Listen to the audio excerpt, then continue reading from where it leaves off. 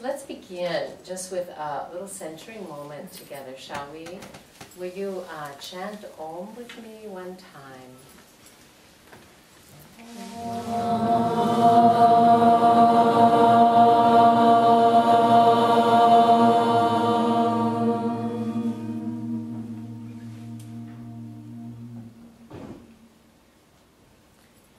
Let us open our hearts and our minds to the infinite, to that unbounded field of divine consciousness, eternal, pure existence being, that which transcends the worlds and expresses through and in it one reality known by many names. And as we gather together this afternoon exploring this topic, life, well-being, aging, longevity, and immortality, may the light of divine wisdom within us be quickened, our inspiration be sparked,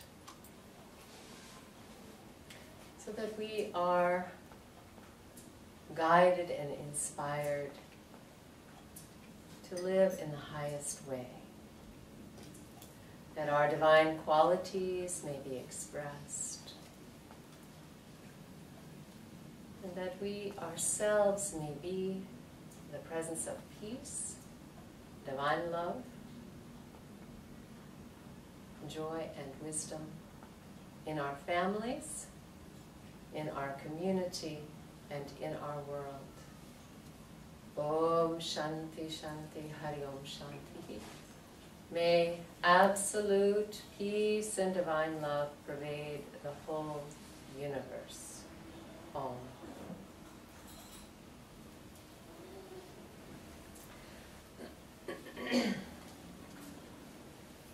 So as I was thinking of speaking to you about aging,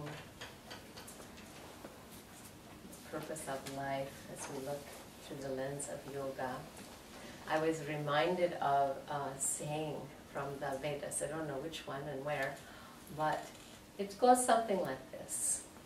What is the strangest thing about human beings? The oddest thing about human beings? The answer is just marvelous for our topic. The answer is, everyone dies, but no one thinks they will.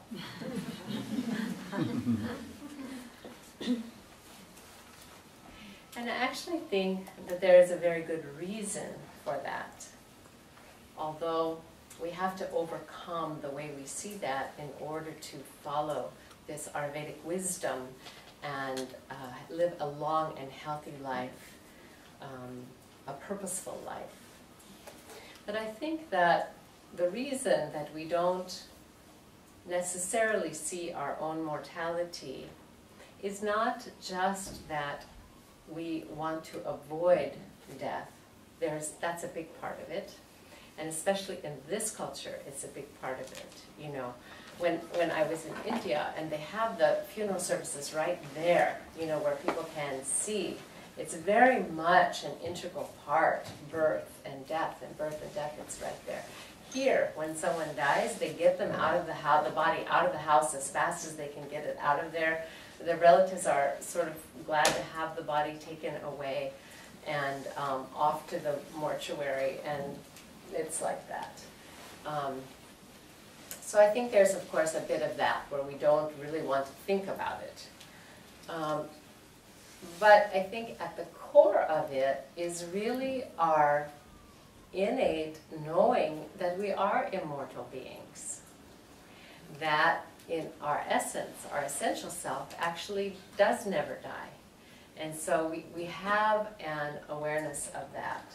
And that awareness of our own immortality is actually what sends us on the spiritual quest in life. So we think about what it is that we really want in life. You know, we look at what drives us. What is it that we're really, really seeking? What do we really want? The yogis say that it sort of boils down to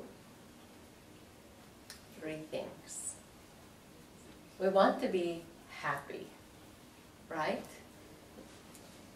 I mean, there aren't many of us who wake up on any given day and say, oh, I hope I'm miserable today. No, we want to be happy, and we want to avoid suffering and pain if possible.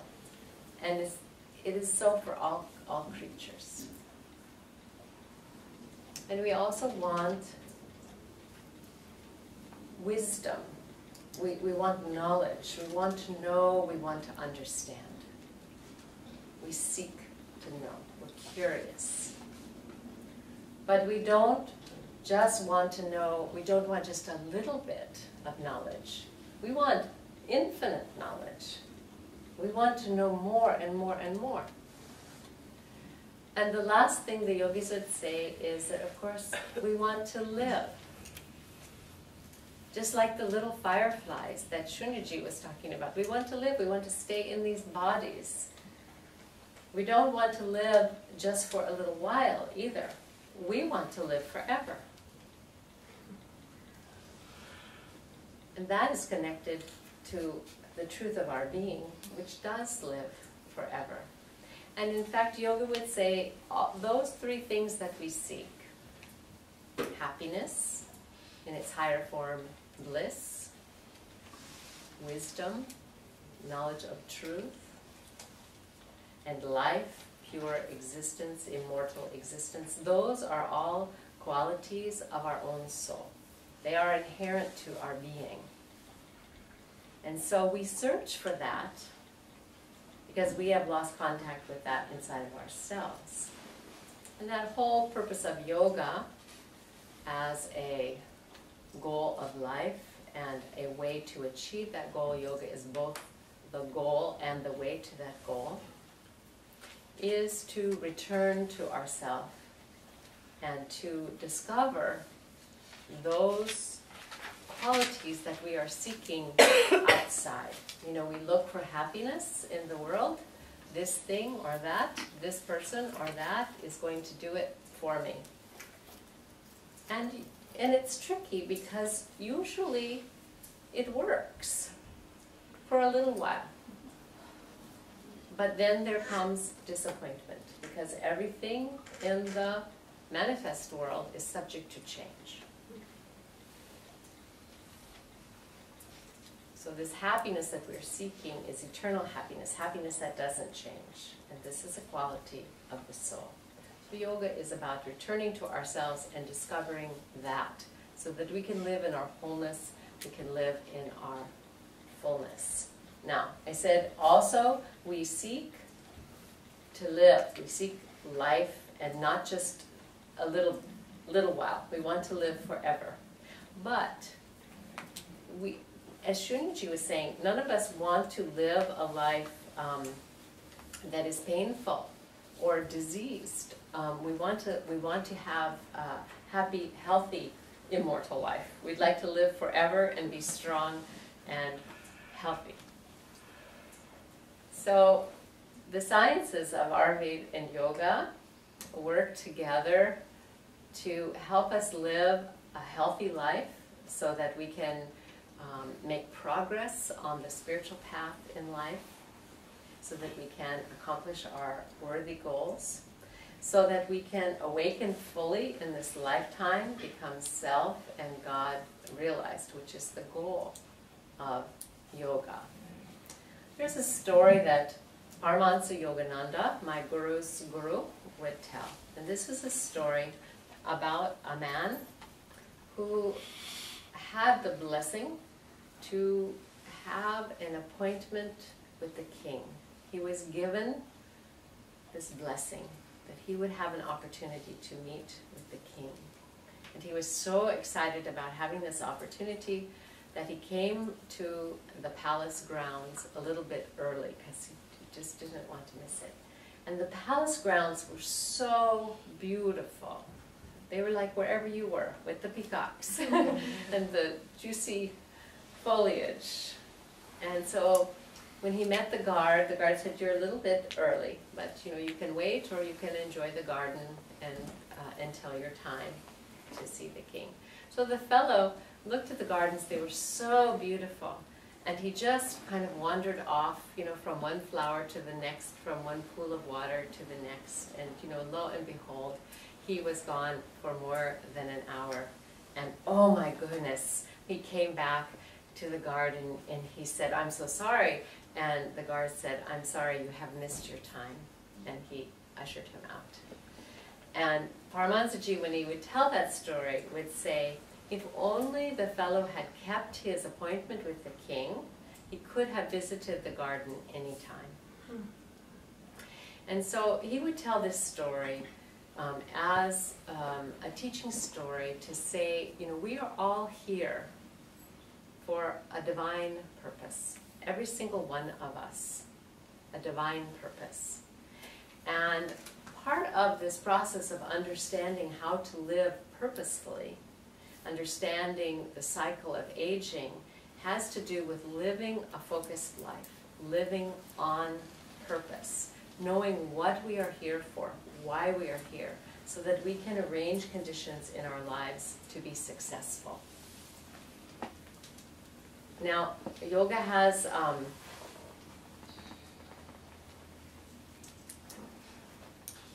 teachings that support us in how it is that we arrange conditions to live in the highest way.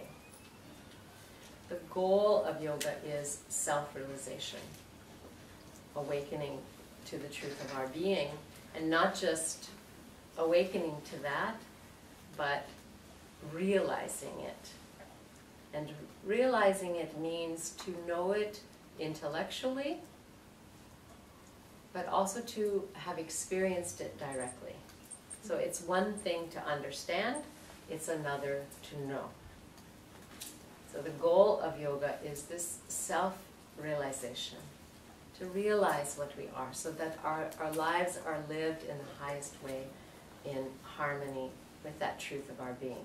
So in yoga, longevity is appreciated so that we have the time that we need to have our sadhana, so that realization can come, and also so that we can fulfill our swadharma, what it is that we have come here to do. So longevity is valued.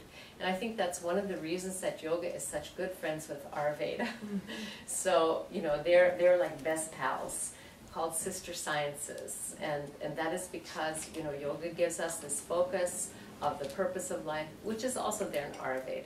But Ayurveda gives you more tools and more support for how to have longevity.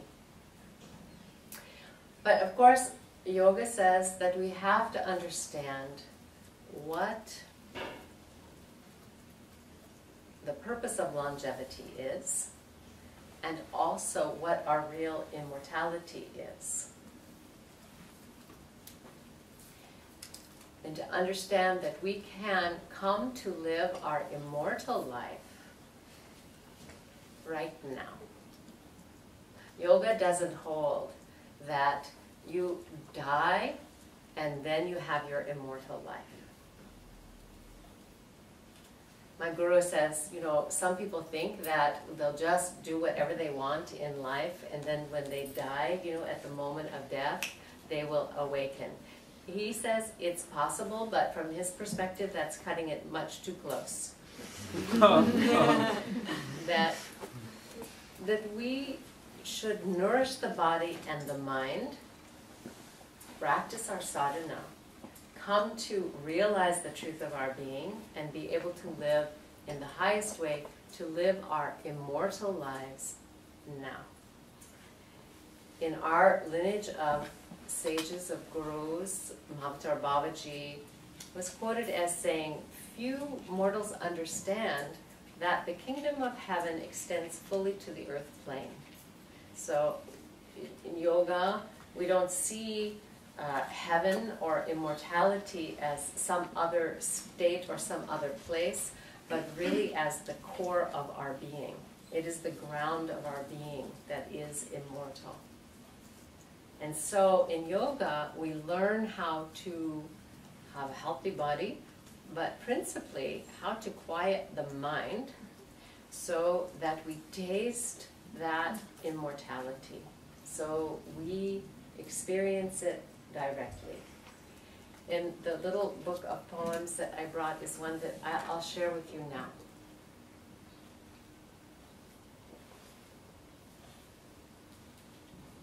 In the heart is a well. In the heart is a well filled with the sound of silence. Drink from it. One taste changes everything. Drink from it. One taste changes everything. How do I know that? The day I stopped sitting on the edge and fell in told me that. So the practice of yoga is to discover that essence of being, that immortal nature now. And in our tradition, we believe it is, of course, the divine destiny of every person to be self and God realized, and that we should hold that it is possible in this lifetime. Because the very belief that it is not possible for you and it is not possible in this lifetime becomes a barrier to realization itself, a big barrier. And I find so many people hold that you know, enlightenment has been held up as this goal that very few people reach. But that is simply not true, and it becomes an obstacle. So, if you take nothing else from me today, I pray that you will take this teaching, that it is possible to awaken fully in this lifetime,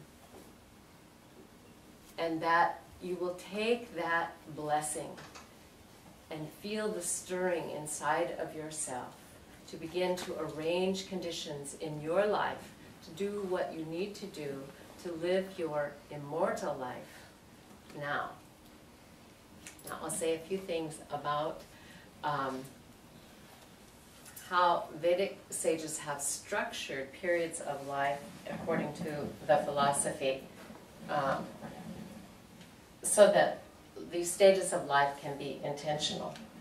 This is not the best anchor for this, is it? Put on your blouse. Hmm? Put on your blouse. Up here? Husbands are so practical.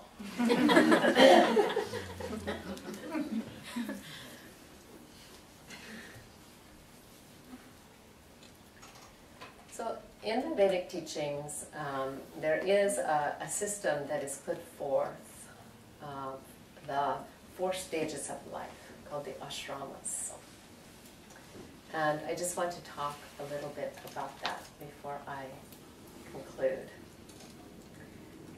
But before I do, I want to say that it is useful to be aware of something like stages of life, so that you can arrange conditions in your life that are conducive to fulfilling your purpose, to having a happy, healthy, long life, to realizing your immortal nature. That is all useful. But beyond that, it is important to live the life that we are living fully. And by that I mean, you know, we all have this tendency to either be living in the past or living in the future. And of course you can't really. You know, the very opening of Patanjali's Yoga Sutra and many texts in yoga philosophy begin with the word atha, which is sort of like a call, a mantra. Now, and it really means now, then, and therefore. Telling us, atha, every yoga is this moment. It's this moment in your life. And so yes, there are stages, but the most important thing is learning how to be present exactly where you are. Not thinking about, you know, how will it be when I am here, or how it was when I was there. I have a little story to tell you about this, because now I have grandbabies, and every time I think you hear from a grandmother, you will hear about grandbabies. So I'm going to fit them in. Catherine and Annabelle, 4 and 6. So on Fridays often they spend the day with us, and we pick them up from school. And this was the end of the school year, and Annabelle's in 1st grade, Catherine is in preschool, and my husband Amar, who's called Papa fondly. And we pick Annabelle up. She's coming out of 1st grade, and we're walking along together. He's walking with Annabelle, I'm walking with Catherine. Annabelle says, "Oh, Papa, I just can't wait to be in 2nd grade." I'm thinking, you know, you just started school, you know, and now all of a sudden you're looking at the next grade, you know, and you just can't wait to be there. And with Catherine, who is 4, or she was going to be 4 at that time, it was her birthday was going to be the next week. And so she and I were walking together and chatting about her birthday. And I said, "Catherine, you know, your birthday is coming, and you'll be 4 years old." "Yes, Grandma, I'm going to be 4. And I said, "Well, do you know that I am 64? She said, "Yes, and you have wrinkles." And I was feeling a little nonplussed, you know, by that comment. And I said, "Yes, I do." And she said, "And you have them on your face." I said, "Yes, I do." And then she looked up at me with the most loving eyes, and she said, "I can't wait till I have wrinkles."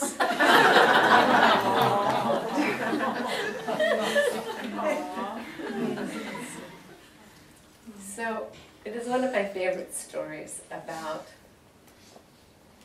being where we are in life, not wishing we were younger, not wishing we were older, but learning how to be exactly where we are and embracing the life that we have fully. So now I will tell you about the 4 ashramas, the stages of life. And I've been studying about these a little bit, and I learned, interestingly enough, that they have, like all spiritual teachings, you know, they have evolved and changed over the centuries. So, you know, when it began, it really wasn't seen as a system that one moved from one stage to the other. So the stages are the student stage of life, the householder stage, what is called the forest dweller or the hermit stage, and the sannyas or renunciate stage in life.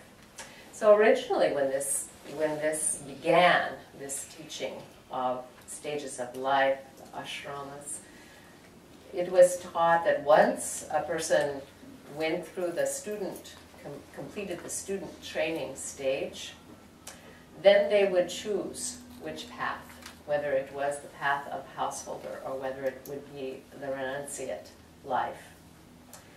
And also what I learned in studying this, which has been fascinating to me as a Westerner looking through my lens at Indian culture and the valuable teachings that India has for us, that this system began principally to make a space for renunciate life, because the most valuable life was the life of householders. And so whenever I had heard of the system, I thought, oh, well, here are the renunciates, and their emphasis is on the spiritual life. And so this system, lifts up the poor householder a little bit. But evidently from its roots, it actually was the reverse. And these, of course, weren't talking about ordinary householder, people who their lives are just, focused on mundane things. These are people interested in living a holy life, people interested in a spiritually pure life, interested in fulfilling their duties, their purpose in life, and their divine destiny. So when we look at the aging process, however, now, when we see this system taught today, the way it is being taught today primarily is that we move through, some do choose one road or the other still, but it is also taught that we move through these stages of life as 4 different stages at 4 different times in our life. And if you look at the the ideal span of years that Shunyuji mentioned, it's now been even expanded to 100 years in the four-part package. So 25 years in each segment. The first, the student, is where you're studying, you're learning your dharma, you're learning how to live ethically, you're gaining wisdom and skills. Second, life as a householder, which, as I said, was and still is, has a very high value to it. Because the householders, those who are married and have a family, support everyone, including the renunciates. Generations coming up and behind. But when we look at the aging process, we're looking at the 3rd stage, which is called the Vanaprastha stage, or the forest dweller stage. And so I called this talk that I would share with you today, The Light at the Edge of the Forest. And in the West, when we think about what would be, from this wisdom in the East, the forest dweller stage, we think about retirement. But from my observation and my opinion, people in the West don't understand that period of life. We have a lot of trouble with retirement in this country. We have a lot of trouble with aging, which is obvious if you just go in a store or watch television about everything that is, to retard aging.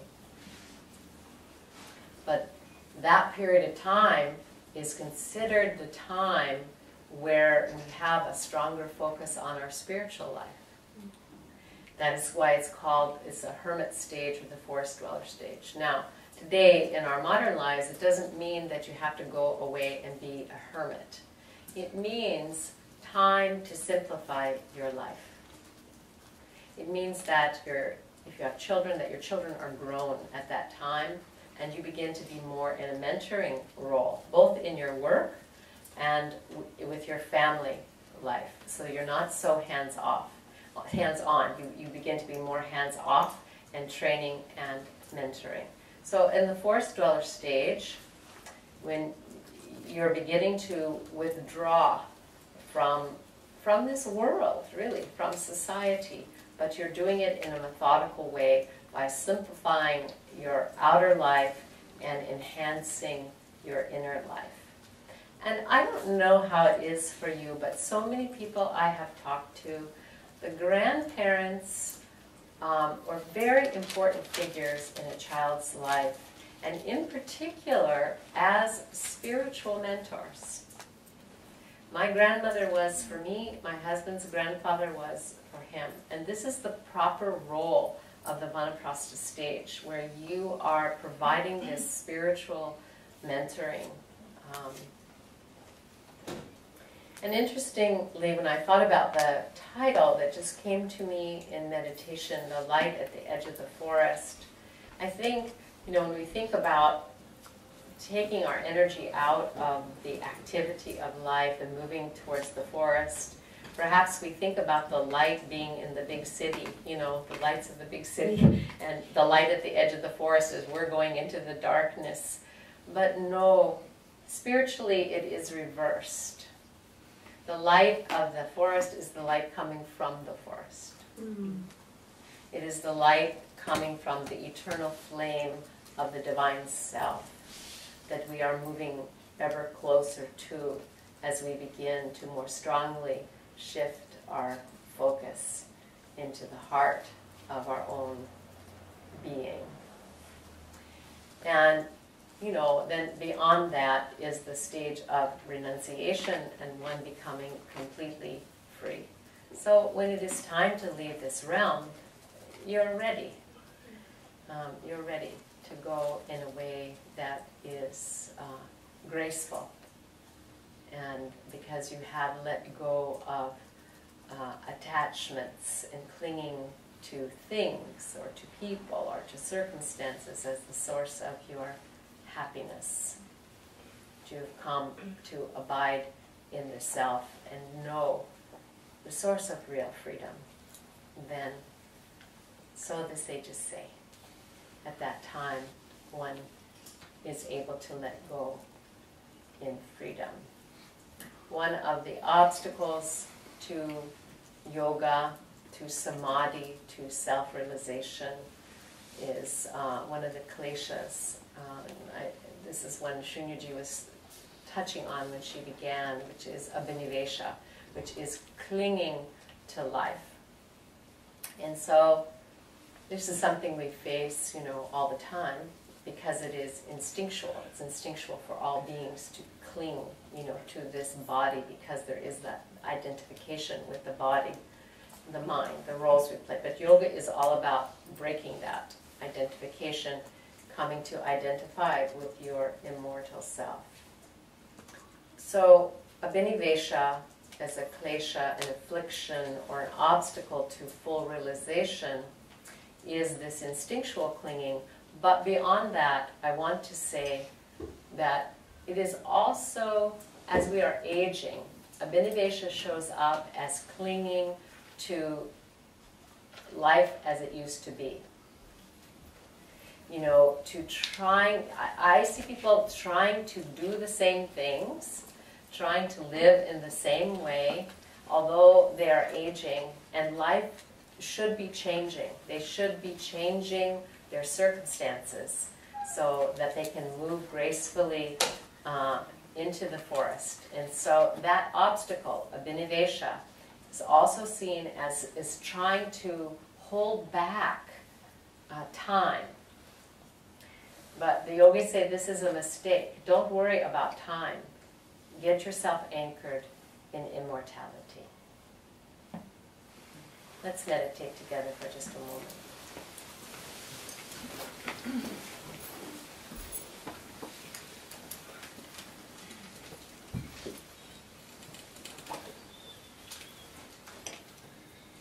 And as you breathe in, simply be aware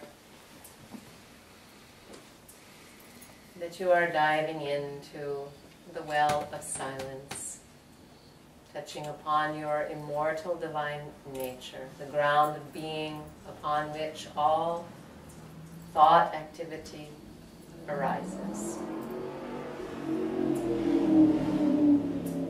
And let your thoughts pass like a motorcycle, just fading into the distance.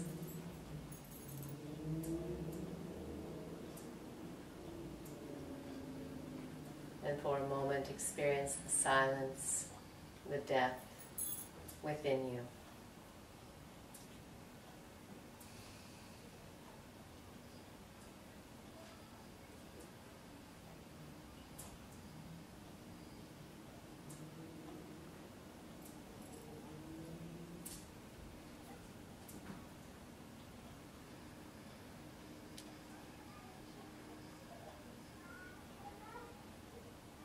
Know that within you, your immortal divine nature is ever pure and still. All thought, all phenomena, it moves and changes, You can observe, and you are not what you observe. You are the observer, the seer. That is the truth of your being. Let us chant Om together one time.